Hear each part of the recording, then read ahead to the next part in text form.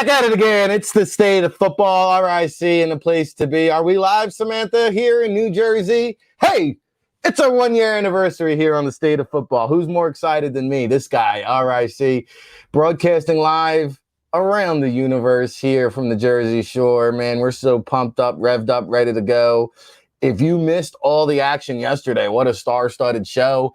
We had NFL Pro Football Hall of Fame David Baker. We have NFL Network analyst Brian Baldinger. We had everything else in between. And we're just so revved up, ready to go, celebrating 1 year of the State of Football. We launched August 3rd, 2020, a year ago to this date. We did not know what the state of football was, who was coming, who was going, who was opting in, who was opting out. And so here we are 1 year later, and the show must go on, baby. Who needs coffee when you can wake up with the RIC? Big shout out to Alec Polito holding it down in the chat room. All my chat room peoples. This show is for the people. And so we love to participate with all you guys in the chat room. Feel free to get at me. I'll be on the grind for the next hour on the air. And another outstanding show here today with great guests lined up. Today we will have, we had David Baker yesterday. Today we'll have Mike Crawford, who's the Hall of Fame Village CEO, and the Hall of Fame Village powered by Johnson Controls. What an incredible sight to be seen. And if you are attending the Pro Football Hall of Fame this weekend for the festivities, 28 players being inducted. 2 days away, by the way, until the preseason kicks off at the Tom Benson Hall of Fame Stadium. But they are, I believe, in just completing phase one of a 3-phase project. Again, $900 million. They're building water parks, hotels. They took Don Shula's out of Indianapolis. Well, hey, there's one popping back up in Canton at the Hall of Fame Village. So we'll talk to Mike Crawford just about what to expect. And if you're not at the NFL Hall of Fame this weekend, where you can watch it and what to expect.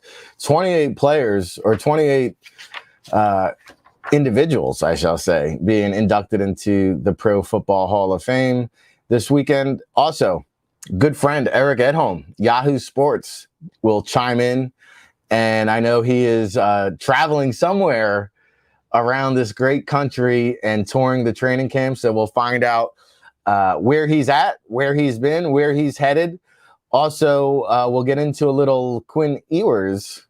How about that young man opting out of his senior year of high school to enroll in Ohio State? My understanding is he's been cleared to play immediately. Whoa. Talk about a transcending situation.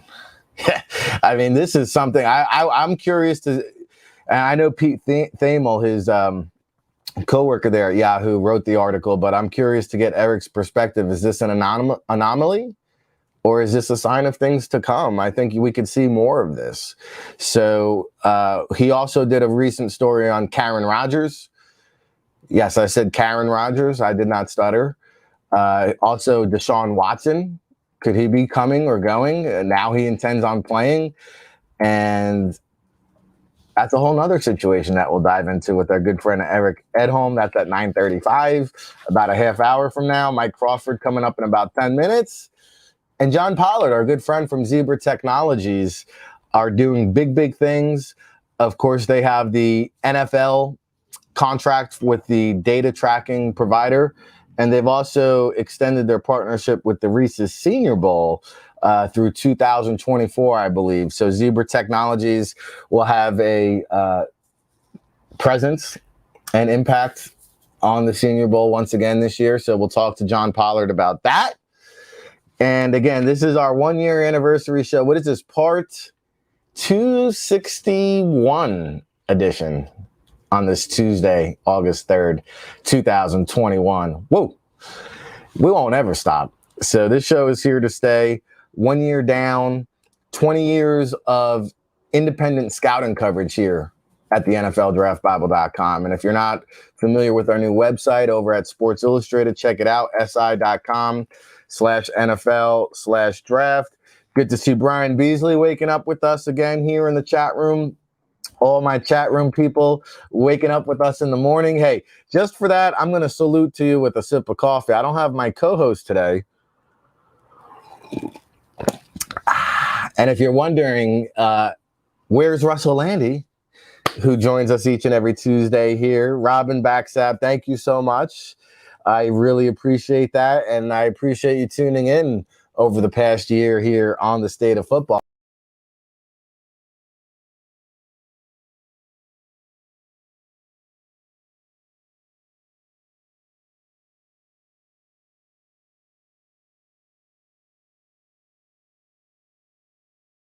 Situation going on. Hey, look at this. We're dual screen. And man, Samantha behind the scenes making it happen on the 1 and 2s. I lost my train of thought. But Robin Backsab, always appreciate the hats, always appreciate the hellos, along with Tom Goodhines, I see, waking up out in the desert. The sun is rising in the desert. And Tom Goodhines is always on the grind around the clock. I tell you, man, talk about can't stop, won't stop nation. Really, really appreciate all the grinders in the world out there. Tom Goodhines being one of them. What do I want to cover? It's been 20 years of independent scouting. We're now on Sports Illustrated. We're doing so many great things with the NFL Draft Bible Consulting. We also have a partnership with the Hub Football. That event is coming up in September. You can go to hubfootball.com. And I will tell you this, we had, I would imagine, 600 applicants for the July 18th event, and we took 66. Now, we're going to be very selective now because we have the CFL cuts, the NFL cuts. So do everything you can and control your destiny by making sure you upload your film, providing us with the necessary information that we need. And I think most importantly, whether you agree with it or not, if you want to play in the National Football League, you should get vaccinated. And you're saying, Rick, but you're not vaccinated. True. I'm also 40 years old with a medical condition and not trying to play in the league where they play for pay.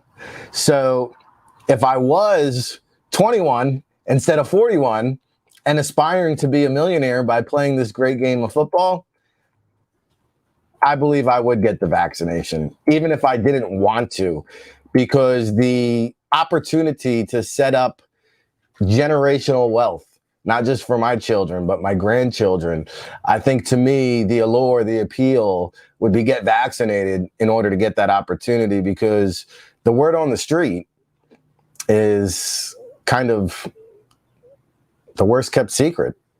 Teams are telling the agents, one, if you're a fringe guy, he's got a real good shot at getting cut if he doesn't get vaxxed. Two, if you want your client to be brought in on one of these Tuesday workouts where they're only allowed to have 5 players every Tuesday, they're only taking vaccinated players. Now, that's not a league mandate or a league policy. That's just what the teams are telling the agents. Hey, you want a Tuesday workout? Your guy better be vaccinated. And I'm going to be honest with you. The attendance at the Hub, the players, a lot of them have not been vaccinated. So I think that's one thing that needs to change. I'm not your parents, but I've been in this business long enough to know and see how it's evolved over the last 12 to 18 months with this COVID pandemic,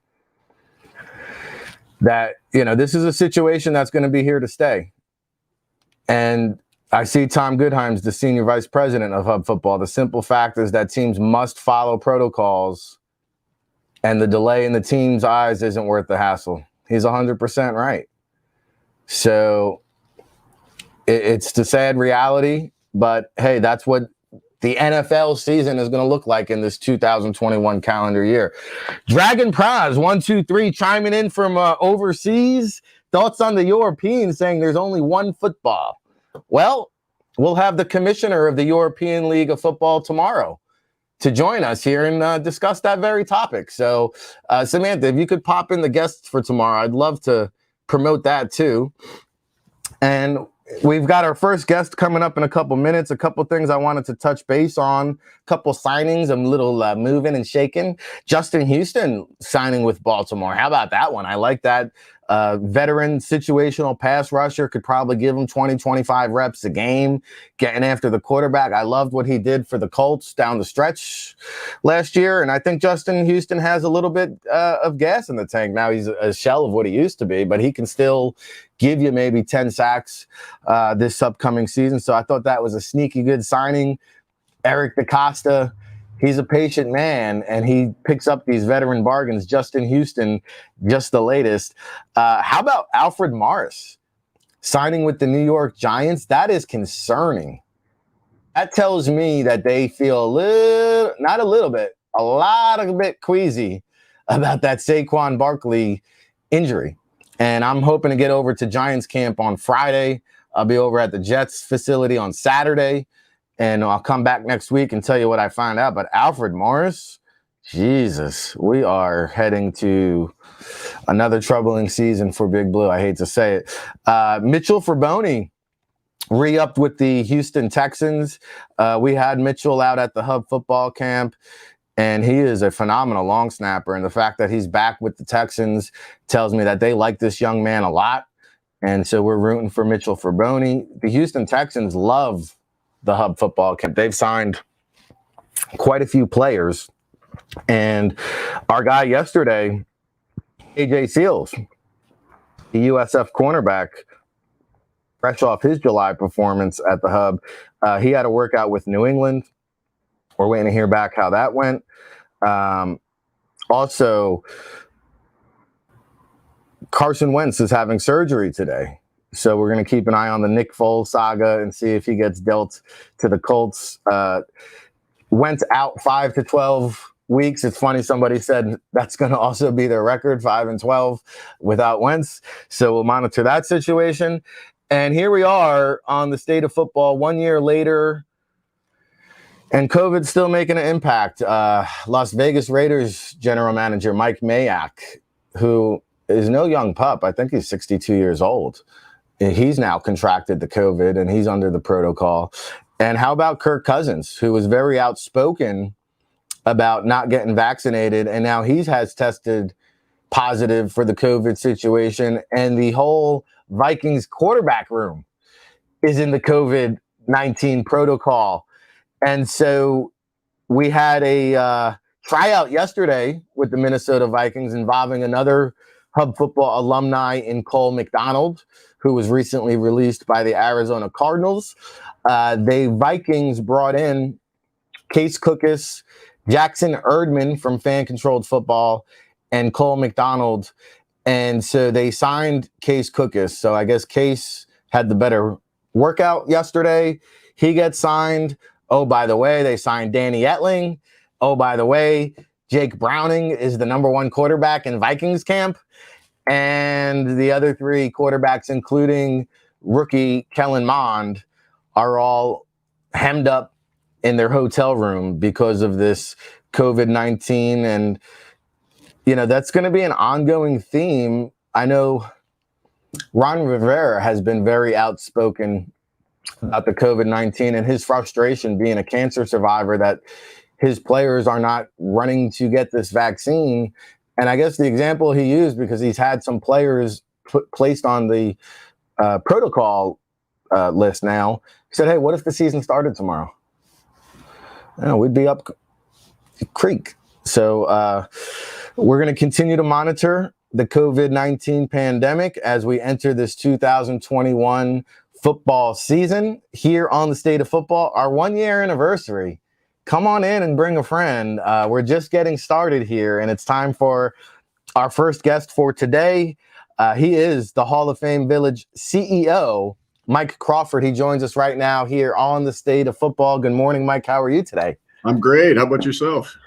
Doing excellent. You know, the NFL Hall of Fame game is 2 days away. The 102nd NFL season kickoff is getting set to start there at Tom Benson Hall of Fame Stadium. And I know the game sold out in 22 minutes. We had David Baker on the show yesterday saying that this will be the first full seated capacity football game since the Super Bowl 2 years ago, 20,000 in attendance. However, tickets do still remain to partake and attend in the Hall of Fame festivities this weekend, Mike. So let's start right there. If people do want to get out to Canton this weekend, what's the best way to secure those tickets and see these festivities? Well, you go to the profootballhallofFame.com, of course, and you'll be able to find all the tickets that are still available. Not many. And as you know, it's a big weekend. We got 2 enshrinement classes, 2020 and 2021. Celebrating those guys is going to be fantastic. The weather's looking great, by the way. The Steelers and the Cowboys on Thursday. Can you believe a better matchup? We have 8 enshrinees from those 2 teams, so that's going to be fantastic. It's just exciting. And then, of course, Brad Paisley and Leonard Skinner to kind of cap it off on Monday. So a really big weekend with a lot of festivities here. Yeah, you guys have done a magnificent job building up just a great week-long event is what it is. I had a chance to go to my first Hall of Fame 2 years ago, and I don't know what took me so long to get out there, but I recommend it whether you work in football or not. It's something that every football fan has to experience at least one time. And, you learn so much being around the greatness and listening to their life lessons. And Mr. Baker yesterday shared some of those experiences. It's just an amazing, amazing experience. So profootballhof.com is the website if you want to get tickets for the Hall of Fame this weekend. Of course, the Hall of Fame game kicking off, the Cowboys and the Steelers. I'll tell you, 2 fan bases there. You can go to any point or any place in the country, and you will find a Steelers bar. You will find a Cowboys bar. Ever since the 70s, it seems like these 2 fan bases are fanatical. And if you're a football fan, again, the Hall of Fame has so much to offer, and you will see the construction of the Hall of Fame Village, Mike. I know this is a big, big project. Someone like yourself who has been such a successful businessman in so many other entities. How much has it meant to you to kind of see this project come to fruition? Well, I just wanted to go back to your point about fan bases. So I've lived all over the world. I've lived in Singapore and Tokyo and Shanghai. Unbelievable, the popularity of professional football. You have fan bases and clubs in those cities that are just as vehement and excited about those teams as they are here. So that was great to see a guy coming from Ohio. And I'll just say, coming from Ohio, having the opportunity to come back here and have an impact on people's lives in Canton, Ohio, it was really a no-brainer, right? I mean, this was a vision that was created before I got here. But what we did was we said, if people are coming already and enjoying professional football, staying here, playing here, create some attractions, create places for them to sort of eat and be entertained. Gosh, it just made a lot of sense. And so, yeah, we are creating more things. You'll see as you come to the game, a completely different environment, a fan engagement zone in the east part of our stadium. We have a brand new research and development center called the Constellation Center for Excellence. We're expanding our youth program, so creating even more youth fields and amenities at our National Youth Football and Sports Complex. And then later this month, we start on the retail promenade and the other assets where we can create a hotel, a water park, football-themed water park, and many other things. So we're building this in phases. It's exciting to see it finally come out of the ground, and we're just honored to have a part of professional football and to be able to enhance the fan experience when they come.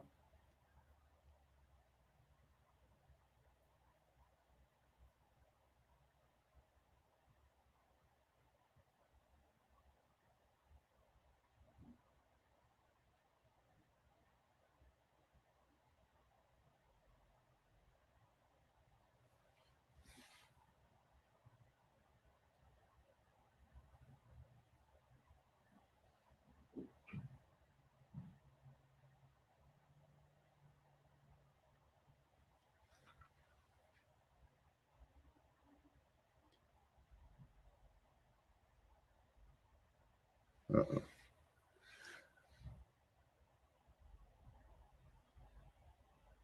We may have lost audio.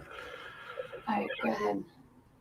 Sorry about that. I lost audio. I didn't hear what you said. I'm sure. Yeah, I know. We're doing all kinds of crazy things here on the State of Football. So, all right, I'm back. All right, we're back. So, we're talking about the attendance this weekend, Mike. I understand 70,000 visitors are anticipated throughout the weekend for this festivity.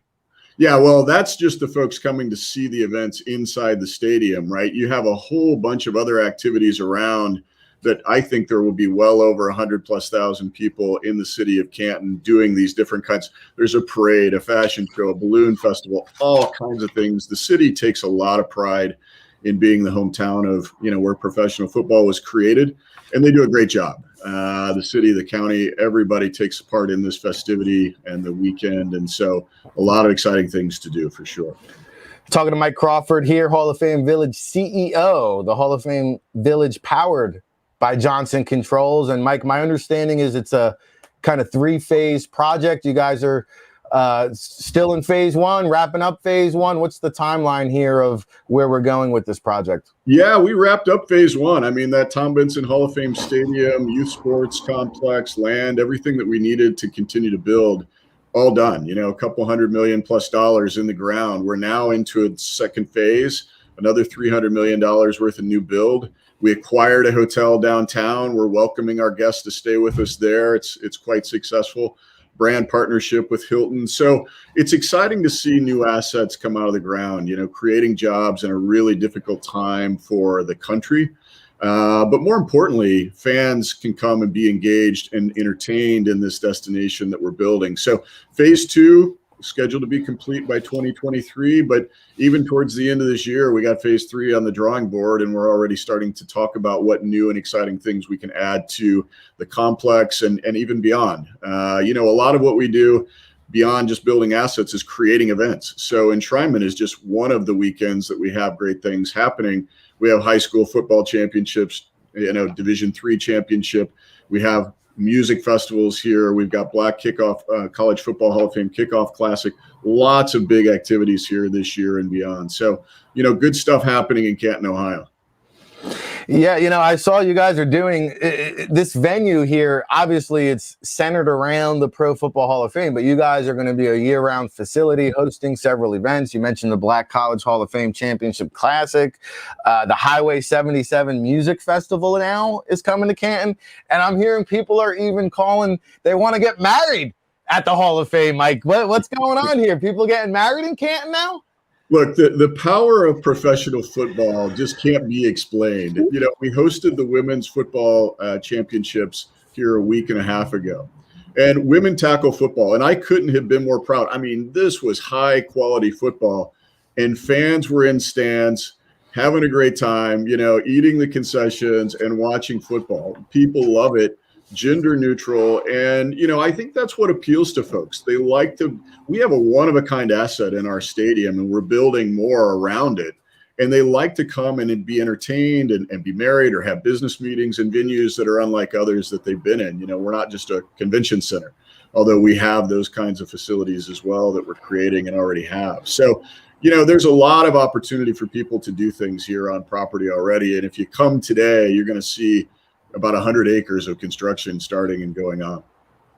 Unbelievable. Mike Crawford here, Hall of Fame Village CEO. Mike, tell me more about the women's, did you say tackle football tournament? Was that a regional thing, a national thing? Give us a little more insight here. National thing, Women's Football Alliance. They've had teams for many, many years. Cleveland has a team, Cleveland Fusion. Franco Harris was here. He owns the Pittsburgh team, one of our great Hall of Famers. And, these are ladies that are out there, and I mean, they're grinding. They are at a professional level, doing fantastic things on the field. I was so impressed watching them and dedicated to the sport. We had the team here that won the championship. I think it was, I'm going to get this wrong, and I apologize, 50, 60 years ago. And it was phenomenal to see these ladies walk out on the field, the pride they had in creating. It was kind of like the movie A League of Their Own, the pride they had in creating the sport for females in the tackle football arena. And, so we were very proud to host them here. We signed a 5-year deal with them to have their championships here. Their all-star game was here. So it was really incredible to watch. Well, we appreciate that little nugget there because, in fact, tomorrow My Wednesday co-host is Amanda Ruler, a former women's professional tackle football. She used to play in the Legends Football League. She'll be my co-host tomorrow, but we'll also have Franco Harris joining us. Fantastic. And so we'll have to ask him about the National Women's Football Association or League. And you're saying he's the part of the Pittsburgh ownership, Mike? That's right. Yeah, he was here presenting some awards to some of the ladies that have really had an impact in football. I mean, you know that more and more women are getting into the NFL as coaches and referees. It's great to see that. You know, a lot of fantastic athletes that didn't really have a place to go before now have a league and have had a league and now are being appreciated for the great work that they're doing. That's very cool. Yeah, I believe that the women's presence, not only as a fan base, but we're seeing it in the front offices, on the coaching staffs. The faces are changing in the world of football. And I think the league now, I don't know if you have any data. I don't mean to put you on the spot, Mike, how many percentage of visitors are females or women, but the fan base in the NFL now is almost split. I think it's like 60-40, between male and female audience in terms of the NFL demographic now. I think you're right. I don't have the exact numbers, but I think you're very close on that. And the passion, everybody loves rooting for their hometown teams, right? And there's a lot of pride. I'm an Ohio guy, so more Northern Ohio, so I have to say I root for Cleveland, although I appreciate Cincinnati as well. And, I go to the games and you see the female male demographic is evolving. And I love to see that because it's a sport for everybody. Absolutely. Mike Crawford, Hall of Fame Village CEO, born and raised in Ohio. He's proud of that. You can tell he's got the Ohio pride. Mike, I'm curious, did you make it out to the NFL draft at all and check that out? Unfortunately, this year I didn't. I wasn't at the draft, although I got to meet with Roger Goodell beforehand, and we had a good conversation about some of the things that we could do together. A lot of partnership opportunities there from my perspective. I really appreciate having the chance to work with the NFL. We just hosted a big NFL flag football event here, a youth football event with the Cleveland Browns as well. So, our intention is to continue to try to complement the great things they do, but also do it with our Hall of Famers and the NFL alumni that have paved the way for the players of today. We have a company that's built great media. We continue to tell stories of those Hall of Famers. We're doing a fantasy football league unlike any other, and we've had Terrell Davis become our commissioner of that league, a Hall of Famer, and other previous NFL alum sort of in the front offices. That's our Hall of Fantasy League that we're launching with the draft coming up in a very short period of time. We'll be talking more about that this week. So it's exciting as a company to have a part of and be powered by professional football. And we have a tagline, honor the past and inspire the future. And that's what we like to do. There is the folks that we deal with in the Pro Football Hall of Fame, our Hall of Famers, the NFL alum, but then there's these kids and building the character both on and off the field with the stories. And you referenced them, that these men have, had to overcome adversity, communication, teamwork, all of that we bring to the table, and we like to help build the next generation of great athletes. I'll tell you, the great game of football has taught me so many life lessons, so many business lessons, and I believe that the discipline, the camaraderie, the communication, it really strengthens your skill set in the game of life, post-playing career, whether you're a high school, college, professional. It's just lessons that you will carry with you for a lifetime. And, you guys are expanding the horizons here. You mentioned the Hall of Fame Fantasy League, a new fantasy football league, and we're going to have a representative from the Hall of Fame on again on Thursday to talk specifically about that new fantasy football league starting up at the Hall of Fame. What are some of the other kind of thought processes or potential events down the road that you guys are weighing or discussing or are allowed to talk about here? Yeah, I've talked about our company in a way that it's three business verticals: building theme destination assets, creating great media content. We view ourselves as a content company. We've started and just announced this week in our media division the non-fungible token business. We started that a few months ago. We expanded it this week, announcing several former great athletes and bringing out digital collectibles to honor them, which we're excited about, to launch this week. And then, deals that we've done with Sports Illustrated, Elite Holdings, the NFL Alumni Association. We have this is phenomenal. We have a developmental program here that we're running. We started last year with the Alumni Association called an Alumni Academy. We signed a deal with Sports Illustrated to do sort of a Hard Knocks, Last Chance U docuseries on this. And these are kids that didn't make an NFL franchise. They're here now being trained throughout the season by former NFL head coaches, Hall of Famers, player position coaches, in hopes that they can realize their dream of being in the NFL. So we're creating great stories. And then in our gaming division, the last business vertical, esports, we signed a deal with Esports Entertainment Group to have a big Helix esports complex here to run tournaments and all kinds of engagement for our youth programming, our fantasy league we talked about. And we're still, looking at sports betting. Sports betting is something that is much more mainstream now. And we feel like as a company, bringing that opportunity, maybe through a brand partnership, is our responsibility to our fans and our guests. And so exciting to be able to integrate in a lot of different ways from a business point of view, the great sport of football. Yeah. And, I'm going to sidetrack here a little bit because this is the state of football. And I haven't shared this news yet publicly, but All Access Esports is bringing esports to the mainstream, and we are launching the largest scholastic competitive esports league in the world. We have over 100 schools and universities from across the country that offer esports scholarships competing in this league that the championship will coincide out in Las Vegas with the NFL draft. But I'd love to talk to you more, Mike, about bringing some events over to the Hall of Fame Village. It's going to be a phenomenal thing. And I've been involved with a lot of startups, a lot of big entertainment companies, Fortune 500 companies. And this is by far the biggest industry there is. This is going to surpass soccer. Esports is such a huge deal. I'm excited to hear that the NFL Hall of Fame Village is getting involved with that. So kudos to you for being an innovator out in front. I see some of the comments here, making it a bucket list destination. It's going to be year-round entertainment, not just football. And you mentioned the NFL Alumni Academy. Mike, I want to just spend a little bit more time there because you guys have a really fortunate relationship to be working with that organization. And I believe they're part of the NFL Alumni Academy that you mentioned. Is that currently still going on? Is that a periodical thing, or what's going on with that NFL Alumni Academy? I'm intrigued. Yeah, so season 2 is coming, right? I mean, as you go through the preseason, that's when you really finalize your rosters for the 32 franchises. And, there are just kids that don't quite make it, haven't gotten some sort of, skill that they need and just need a little bit more development. Last year, we brought 30 kids here, roughly, and we sent 14 of them into the NFL, either on a practice squad or on an active roster. So we were very proud to be able to bring those kids here, keep that training going throughout the season. They got called up. It was a tough year. COVID made it difficult. They had the COVID protocols. You'd go up for a week, and sometimes a team would have another injury, and you'd come back to us.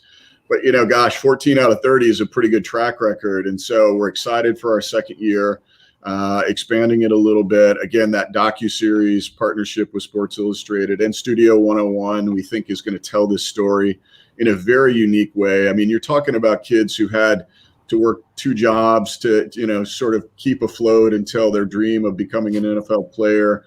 Parents that have worked hard to send them through school. And by the way, these were guys that were fantastic in college. We had kids here from USC and Clemson and, other big schools. And just, one little thing, and it goes to show you how hard it is to make it into the NFL, right? It's a very elite club.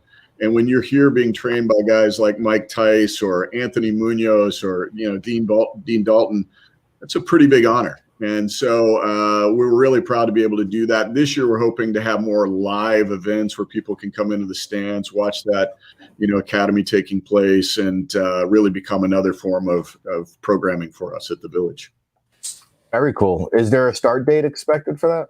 Yeah, so as you get through the preseason and final cuts get made, that's when the academy will start, because we're working, our academy folks, the alumni folks, are working with agents and general managers and head coaches already, sort of, doing their own sort of recruiting, if you will, looking at the players that may need that level of support. But it's unclear until you know who's on the rosters and who's not. All right. So it sounds like that'll be starting up here quickly after the Hall of Fame, and cut downs, I think, are coming August 17th. We have Mike Crawford, Hall of Fame Village CEO. Mike, you mentioned the COVID pandemic, the difficulty that everybody had over the last year, but it's still somewhat a very significant issue in terms of the NFL calendar, the NFL protocol. For the fans attending the Hall of Fame game and the festivities this weekend, what kind of protocol will be in place? What can they expect when they show up to Canton? Well, we follow all the health and state protocols as it relates to the pandemic. Right now, we're not requiring masks. Encouraging them, obviously, if people feel unsafe. We will have all of the amenities that are necessary to help people feel safe and sanitize and be clean. We're outdoors, so that's certainly, a good thing from how this pandemic gets spread. But, for us right now, it's welcoming people into an environment where they feel safe. They can make their own choices around how they want to proceed in terms of their own health and safety, mask or no mask. But right now, no social distancing. We have, as you said, a sold out stadium. And, we're keeping close eye on this. It's not gone away. It is still impacting people. And this variant is continuing to grow. I was on the phone with someone from the NFL yesterday, and they felt very good about their protocols to protect the players and coaches. It's really about, us doing the right thing to protect others that may be immune deficient or have a pre-existing condition.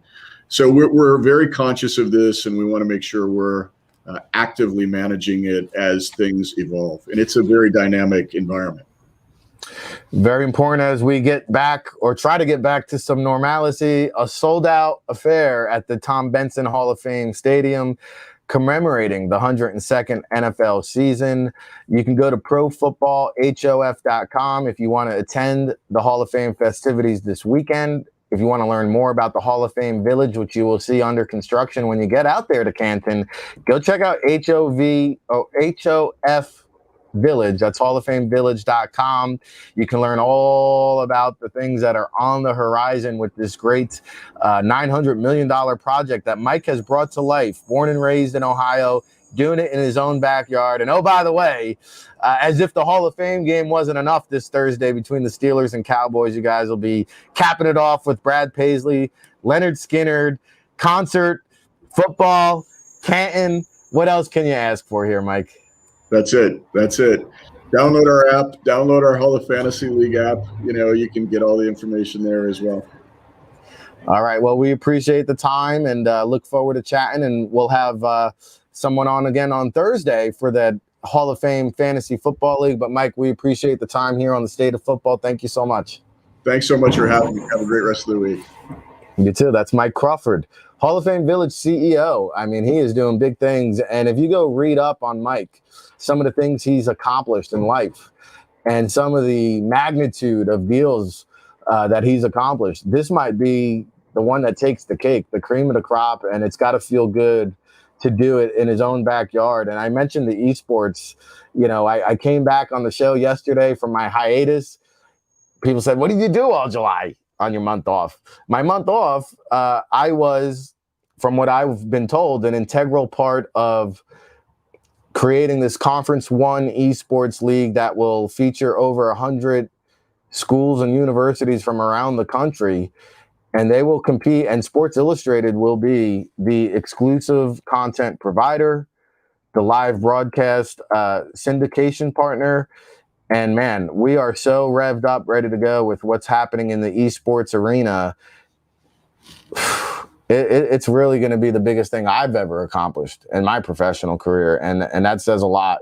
I'm really excited about it. In fact, I have an enormous meeting right after this show with some heavy hitters in the esports arena. And I'm looking forward to delivering this news, this new company, and this new league called Conference One. So be on the lookout for that. We have Eric Edholm scheduled to join us here in just a second. Can we cue up a commercial, Samantha, and take a quick break? We'll be right back.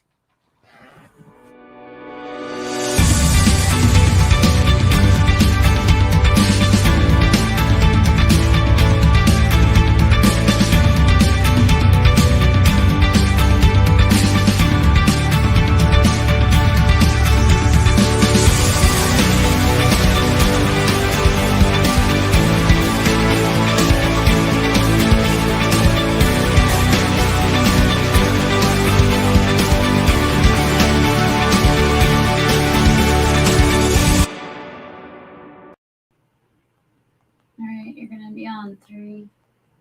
You ready? 2. Hey, back at it again. Ric Serritella here on the State of Football, part 261 edition. It is our 1-year anniversary. And boy, oh boy, we got a 261 shows in our first year in the books. And we will do another 261 shows here the second year. By the way, excited to announce, can we announce this, Samantha? Big Law will be holding it down every Friday or just this Friday? He's gonna let me know what Fridays, but most Fridays. Okay. We'll have Big Law this Friday. Tomorrow, we have another star-studded lineup. Amanda Ruler, who is the McMaster Marauders assistant football coach. She will be my co-host here on the State of Football. It'll be the first time I get to see her since the Hub football camp where we had a blast. Franco Harris, who I mentioned earlier, he will be joining us. I mean, talk about a great, great show tomorrow. He's doing game day socks and the NFTs. Was that for the Hall of Fame? Did we forget to cover the NFTs? He mentioned it. He did mention it. Okay, so the NFTs we were supposed to talk about with Mike. He snuck that in there. Tomorrow, though, we have the Elf Commissioner, Patrick, and Franco Harris. We'll also have Zach Lentz checking in with the Clemson football report. And Thursday, we have Dane Vandernat, the NFLPA Collegiate Bowl, Neil Stratton from Inside the League, and we'll have the NFL Hall of Fame Fantasy Football Director on Thursday, and then Big Law will bring it home on Friday. So we're excited for that. Craig T. Smith chiming in. Happy anniversary, Rick and Sam. And I appreciate that, Craig. Samantha's really the star of the show. She's the straw that stirs the drink. I could only stir it wrong. And believe it or not, yesterday was, I think, the 40-year anniversary of Thurman Munson plane crash, which was in Canton, Ohio. That was 40 years ago yesterday. So there's your Thurman Munson reference. Yankees not looking too good, but we'll save that for a different day. Shout out to all the chat room people. Purest Performance, I'm sorry I didn't get to your question. Tom Goodhines, good to see you. Kay Templar, new to the show. Craig T. Smith, Daniel Cassidy, Brian Beasley, NEC Ralph Ventry holding it down with me yesterday. Robin Backsab, Alec Polito. Shout out to the Prez, Zach Petra, who usually joins us and is up with his family with making funeral arrangements for his grandmother that passed away over the weekend. So thoughts and prayers out to the Petra family. We're waiting to hear from Eric Edholm. I don't think we have him, but we do have our next guest, and we'll pop him up in just a moment here. Real quickly, check out the NFLDraftBible.com. We have scouting reports being released every day. That is for the 2022 NFL Draft, in addition to the Hub Football free agents. I thought that was enlightening what Mike was discussing there with the NFL Alumni Academy. I did not realize 14 out of 30 players who participated in that program last year did get some kind of NFL deal or interaction with the practice squad or roster. So we'll be keeping tabs on that. But we have the Pro Football free agent database that Marvin Jones is doing a wonderful job of assembling. A lot of you players out there have reached out to him and Marvin's working diligently to get back to you as soon as he can. He's fresh off the CIF championship there with the Omaha Beef, blocking the field goal as time expires to bring home the chip. So he's kind of been on an award tour. And shout out to his son, Marvin Jones Jr., who I saw was just ranked the #1 recruit in the nation by one of these high school recruiting services. So Marvin Jones, a former #4 overall pick in the 1993 NFL draft by the New York Jets, his son, Marvin Jones Jr., being recruited by every program under the sun: Alabama, Florida State, Florida.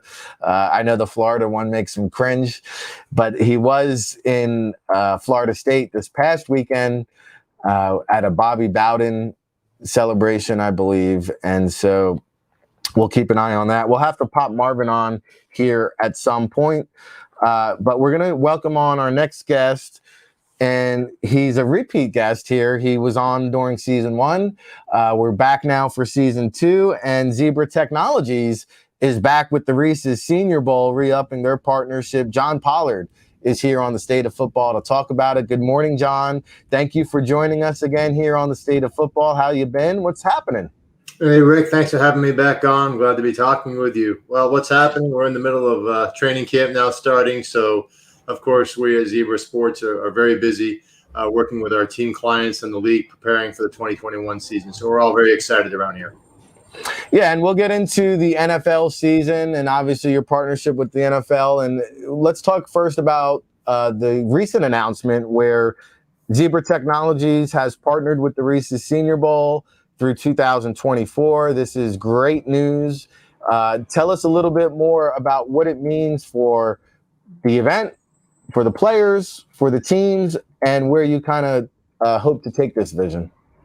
Well, I'll tell you what, we're really excited to extend our relationship with the Reese's Senior Bowl. And the Reese's Senior Bowl was the first college all-star game where Zebra Sports had put together an opportunity to partner with a college bowl game to get tracking data for college all-stars. I'm sorry, do you get that? Are you hearing that feedback, Rick? I am, yeah, a little bit. It's coming and going. Sorry okay, about that, all right. John. Well, I'll try to talk over that.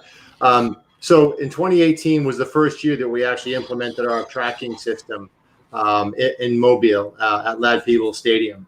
And then recently, of course, starting with the 2020 game, the game was moved over to University of South Alabama's new complex at the Hancock Whitney Football Stadium. And so with COVID restrictions last year, we were unable to move our system from Lad Peebles over to University of South Alabama's campus. And so what that gave us was an opportunity to sit back down with Jim Nagy and his staff in Mobile to restructure our deal and extend it for multiple years. And then, of course, put the planning in place to install our system at the University of South Alabama at the new stadium. So the plan is to be at Hancock Whitney Stadium, where we'll track not only the game itself, but the practice sessions, which, of course, I'm sure as you know, and as most, or if all your listeners understand, the practices leading up to the game are the ones where the scouts and the personnel and the coaching staffs in the NFL really like to monitor the players' activities. And you guys will be capturing all this data. Now, take me through the process. You guys capture the data. How does it get funneled? Are the teams, do the teams get access to this? Does it trickle down to the scouts? Do the front offices start using this data to kind of help their evaluations? Tell us about how that process works. Sure. So three things. First off, we share the data collected with our partners at the NFL and NFL football operations. We also distribute the data to the teams that do request it. And we distribute the information in different formats, from fixed reports and analytical assessments to just raw data feeds, where most of the NFL teams nowadays have a significant amount of IT talent and analytical staff to evaluate the data. So they like to have the raw data feed as well. So we distribute to the teams upon request. And then we also do have some opportunities to work with media partners like the NFL Network to provide the data to enhance the broadcast of the practice sessions in the game itself. Yeah, and we've seen the NFL Network really enhance their broadcast productions with some of this data. And there's people out there that believe that over the course of time, I don't know, 5 years, 10 years, the 40-yard dash, I don't want to say will be irrelevant, but Maybe teams value miles per hour or peak speed or top speed.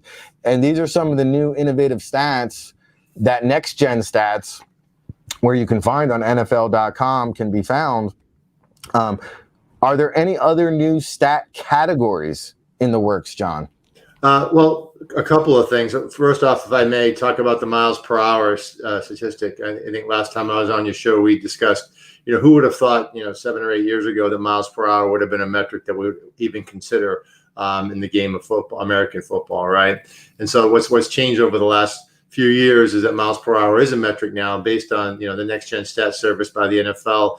Teams and fans and media becoming much more comfortable, at least referencing the miles per hour and having some context with which to appreciate miles per hour as a reading.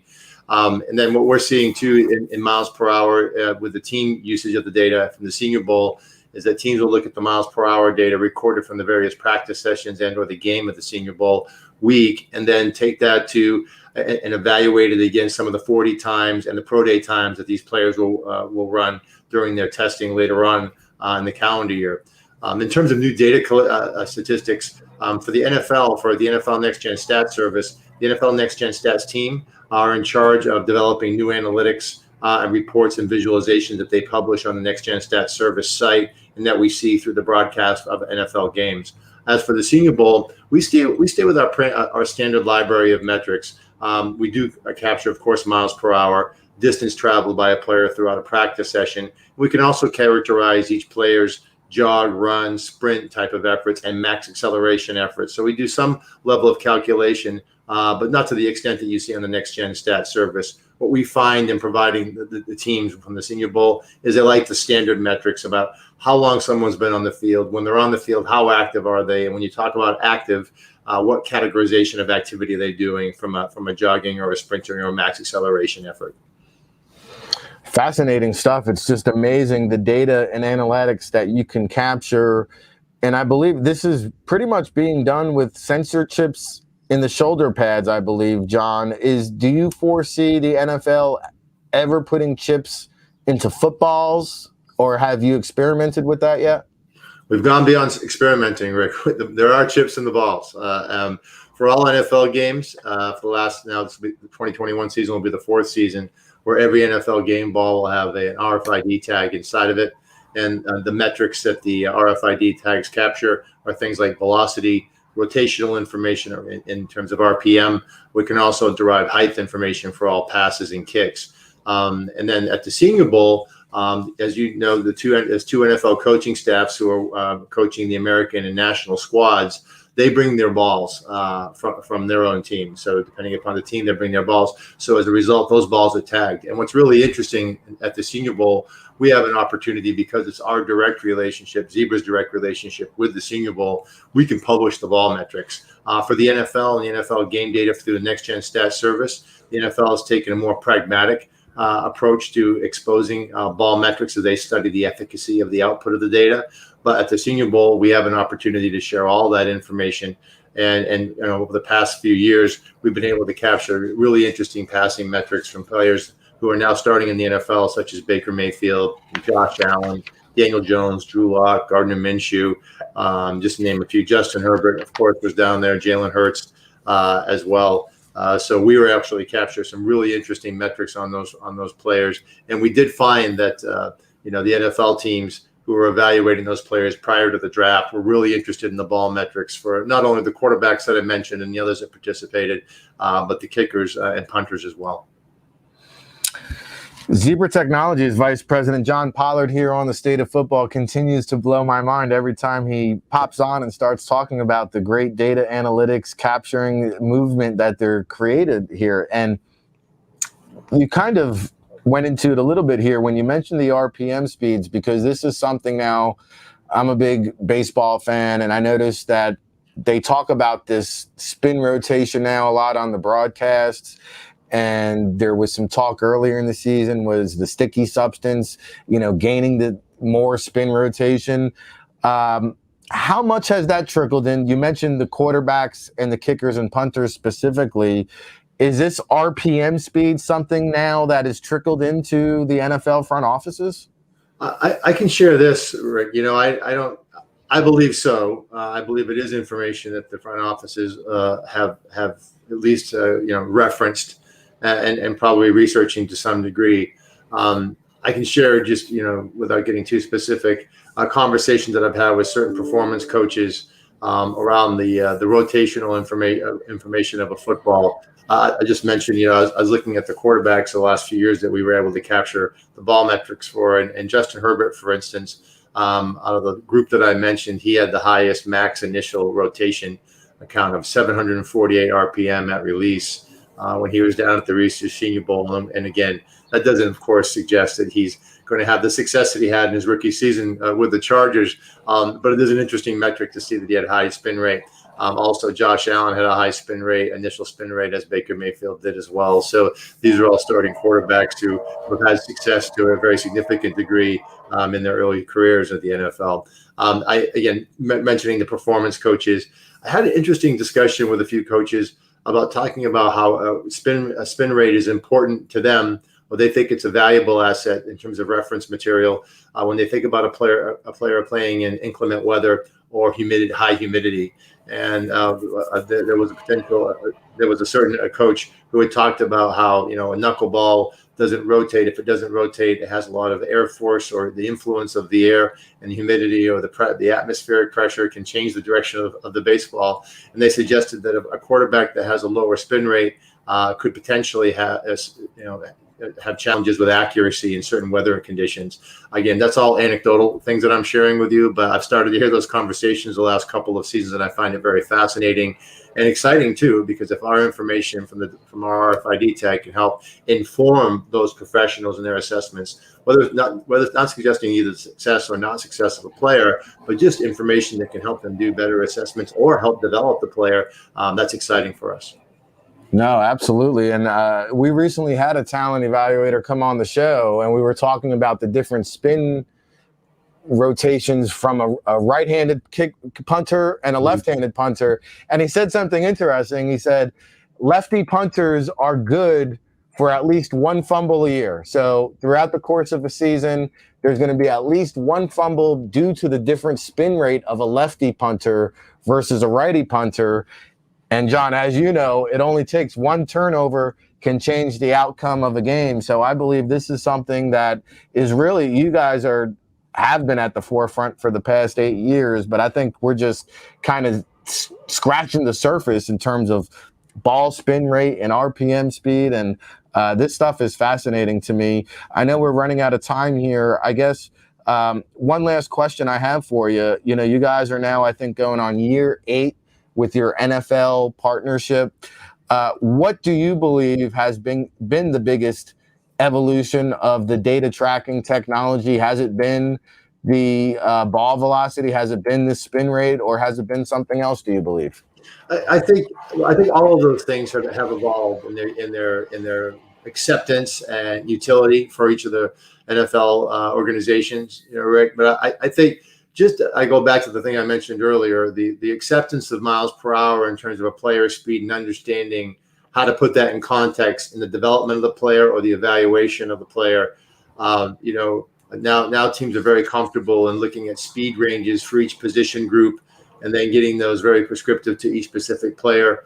I think that's something that's really interesting. Again, it's an evaluation resource, information resource. It also can help be interesting reference point to directionalize the development of these players as well. I think what we're also starting to see now over the last couple of seasons is the value of this information, because the tracking data, of course, as you mentioned, the tags are in the shoulder pads and the ball. The schematics are automatically collected now through the Next Gen Stat service. And so, 10 years ago, they were quality control coaches and position coaches drawing schematics in Visio software or on placards, for instance, just drawing schemes that they would use for advanced scouting and practicing their game plan each week. And now that's all automated. So that those coaching staff and personnel on the team side are doing much more strategic and productive things than just administrative things. So I think that helps, increase the learning curve for coaches and staff members on NFL teams. So I think there's an efficiency benefit that we've seen, and again, acceptance and comfort with using tracking data as, if I may, a supercharged information resource to help support what they do in the development and research and evaluation of the players. Wow. You guys are truly game changers. He is John Pollard, Vice President, Zebra Technologies. John, anything here we didn't cover that you want to talk about before we let you boogie? I think if I could go back to the ball discussion that we talked, we're on. I mentioning the Senior Bowl, we talked about RPM, and I'm glad we're focusing on RPM. In talking with the professional coaches and evaluators and scouts and general managers, when they talked about, from the quarterback perspective and the ball metrics, it wasn't necessarily the speed. Of course, we did record velocity, and it was interesting that we got high velocity rates for players like Josh Allen, who we now know has obviously a strong arm, and Justin Herbert and Baker Mayfield, and even Daniel Jones, maybe not as known for a strong arm, but his miles per hour and velocity were extremely high. It wasn't the miles per hour that the coaches were and the evaluators were really focusing on. It was the RPMs in terms of how does that translate to potential accuracy, where they really honed in on. So velocity was interesting to them, and I think useful, but the most important part was the accuracy and delivery of the ball, and that's where it led to more of the leverage of the RPM information. Man, and I know a lot of this information is still private, but I would love to see the RPM rate on Drew Brees last season versus, maybe 5 seasons before that. I think this could be a telling statistic, especially as quarterbacks begin to age, or the old saying goes, they lose a couple miles per hour off the fastball. Well, I think the new phrase in the football community is going to be that, hey, he lost a few RPMs off of his spin velocity. And we're not too far away from that kind of terminology. If you look at the broadcast coverage on NFL Network during the scouting combine, if you go to NFL.com, the next-gen stats are just as easy, if not more easier to find than the regular traditional stats. And now with the innovative technology that you're bringing to the Senior Bowl, teams and fans alike will get to experience more of this great Zebra technologies with your sensory chips and the footballs and the shoulder pads. And John, kudos to you, man. And hopefully we could circle back maybe when the Senior Bowl rolls around, and heck, maybe I'll even get a chance to meet up with you down in Mobile if you plan on being there. Well, I look forward to that, Rick, and I'd love to connect with you again during the season if we may. And if I could leave you with this, imagine this: every NFL team has RFID-enabled footballs produced by the league for each team. And right now, we work directly with 10 NFL teams to use our tracking system in their practice facilities. So there are 22 other clubs in the NFL who aren't currently using our tracking system at their practice facility. We continually engage teams to encourage them to use our system. But, each team's roster, their most valuable asset in terms of dollars allocated or what position, the quarterback position. And if we can continue to, enhance our capabilities and technologies to help support the development and evaluation of these quarterback, which is the important position in the NFL, in terms of the team sport, everybody knows what that investment is. Why wouldn't the teams use this technology to help at least study and evaluate and help develop those players? So we hope more and more teams start to adopt the technology and leverage the chip that's in the football. It seems foolish to me that 22 teams would not be using the RFID technology. So we'll talk more about how we have to change that perception off the air, John. And we will definitely get you back on here, the State of Football. Again, we appreciate the time here this morning. Thank you so much. I look forward to what the future holds for Zebra. Thanks so much for having me, Rick. I appreciate it. We'll talk to you again soon. Absolutely. That is John Pollard. What a stud when it comes to the technology arena and merging with the NFL. And I'll tell you what, I always talk about, hey, the data and the analytics is a complementary part of the evaluation process. Now, I say that when I'm talking about like pro football focused data and analytics, where it's more of hey, it's a charter, it's a guy watching, hey, he lined up this many snaps here, he lined up this many snaps there. That's all cool. But I am really into this RPM speed, the ball velocity, the closing speed, how much ground a player covers. Wow. That's something I'd be intrigued by. And I think these are all attributes that are going to be utilized in the evaluation process moving forward. And I'll be honest, I don't see Bill Belichick, right? Some of these older cats adapting to the modern day technology. Now, it's not going to be for everybody, but I'm telling you right now, the NFL general managers around the league are getting younger and younger, and almost every front office, David Gettleman included, now have an analytics department. So there's at least 10 people using Zebra Technologies, which means, 2/3 of the league isn't. What are you doing? You kidding me? In a league, in a $1 billion league where every team's looking for an edge, you're telling me only 10 teams have taken advantage of this technology? That's nuts. I mean, put me in a front office, man. I will turn it upside down and give our department every advantage we can possibly have. And to me, the fact that Zebra's been around for 8 years, it tells me there's still some GMs that's turned their nose up in the air. And that's to be understood and expected. But man, 22 teams still don't see the light. I mean, hey, come take a walk with me over here. Remember the story I'm going back on my Yankee tyrant. I told you Thurman Munson passed away yesterday, 40 years in Canton, Ohio with the plane crash. When Sweet Lou Piniella came up to the Yankees, George Steinbrenner said, "You got to cut your hair, son." And Lou Piniella said, "Well, I don't understand. Our great God, Jesus, had long hair. And I just want to wear my hair long, what are we going back? Late 70s, early 80s. And so George Steinbrenner walks him over to a puddle, says, "Lou, walk across that puddle. If you can walk on water, you can leave your hair long." I guess my bottom line is, hey, NFL teams, come with me. Let me walk you over to this puddle. Let me show you the light. And if you can't see on the other side the advantage that's waiting for you, quite frankly, you don't deserve to have a job in the National Football League because you're not doing everything in your best ability to give your team an edge and help win. And I honestly believe that. So that's my stance. I firmly believe that, and we will continue to promote that. We'll continue to talk about Zebra Technologies. And one thing that doesn't get reported about in the mainstream media as well is the Zebra Technology data is also used in NFL contract negotiations.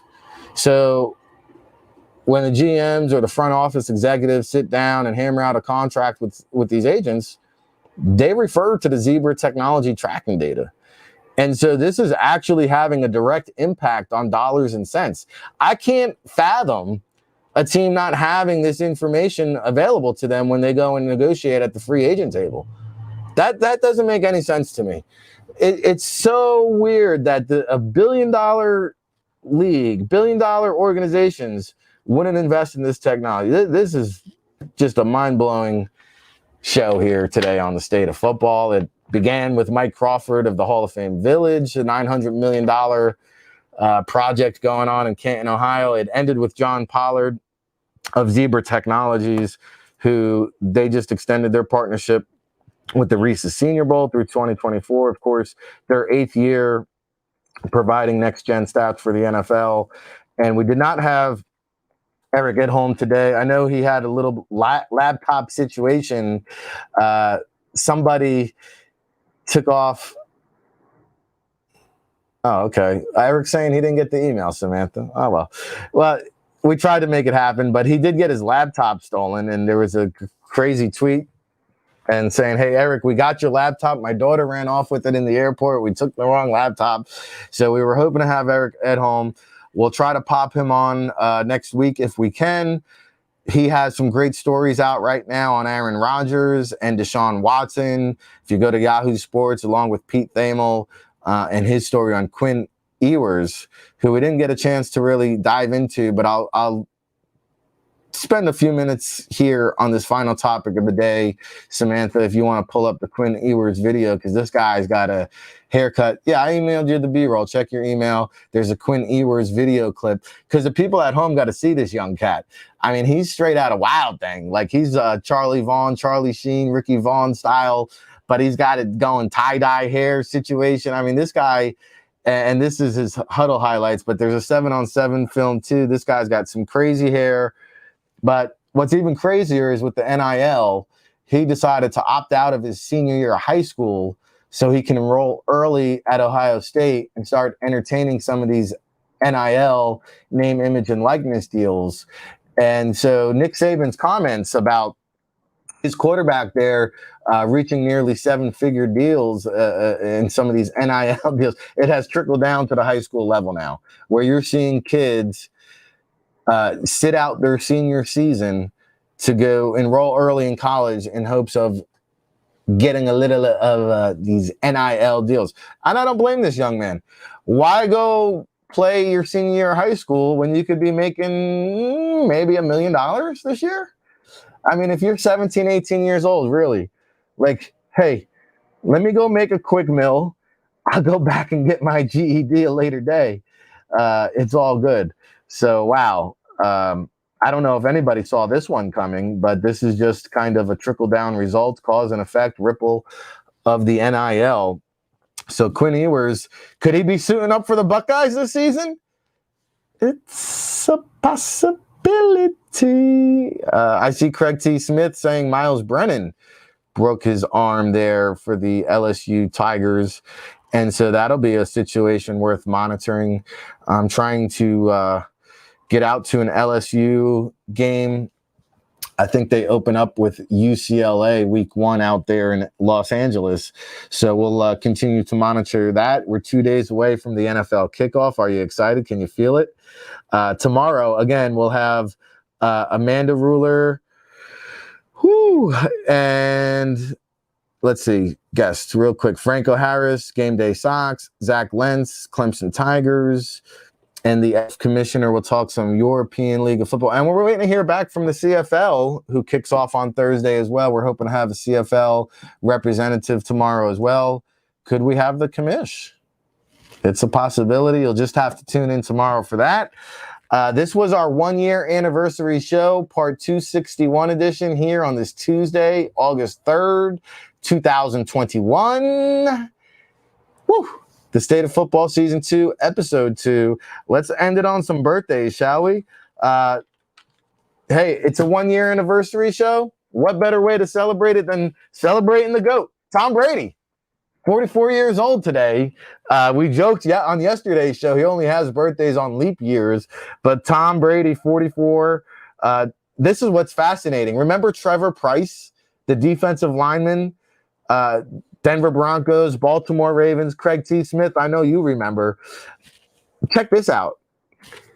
Trevor Pryce is 46. He's been retired for 10 years. Tom Brady's still going. Unbelievable. How about the great Todd Christensen, the former Raider, great playmaking tight end there. And Bambi, Lance Allworth, who turned 80 years old today. Samantha, can you make a phone call? Can you get us Bambi on the show tomorrow? And then also, more recently, Todd Gurley, who just signed with the Baltimore Ravens, 27 years old. And so those are your birthdays for today. This has been another episode of The State of Football. We'll be back at it again tomorrow, 9 a.m. Eastern. Buckle up. Thanks for tuning in. We'll see you there.